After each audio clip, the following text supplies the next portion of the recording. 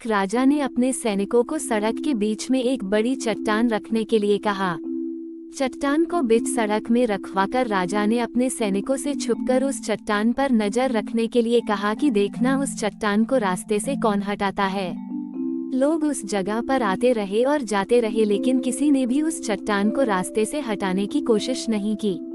उस चट्टान के पास से लोगों के गुजरने वालों में राजा के कुछ करीबी लोग और शहर के बड़े व्यापारी भी शामिल थे, और उनमें से कुछ लोग तो राजा को ही कोसने लगते कि क्या राजा इस चट्टान को भी रास्ते से नहीं हटवा सकता।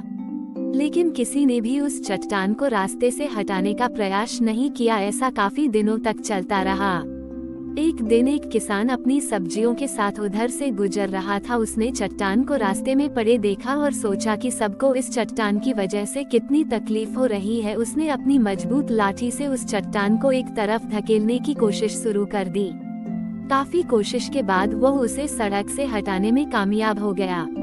चट्टान रास्ते से हटाने के बाद किसान अपनी सब्जियों को उठाकर जाने ही वाला था कि अचानक उसकी नजर एक पोटली पर गई, जो ठीक उसी जगह पड़ी थी जहां से उसने वह चट्टान हटाए थे। उसने उस पोटली को खोलकर देखा तो उसमें सोने के कई सिक्के थे, और उन सिक्कों के साथ राजा का एक संदेश भी था, जिसमें लिखा था कि ये सोने के सिक्के उनके लिए है जो इस चट्टान को रास्ते से हटाएगा। दोस्तों, बिल्कुल ठीक इसी तरह हम सबके लाइफ में भी कई परेशानियां आती है। कुछ लोग उन परेशानियों से बचकर निकल जाते हैं और कुछ रास्ता बदल देते हैं, और चंद लोग ठान लेते हैं उन परेशानियों का हल निकाल लेने की, और ऐसे ही लोग मुश्किलों में संभावनाएं और संभावनाओं में छिपे अवसर खोज लेते हैं।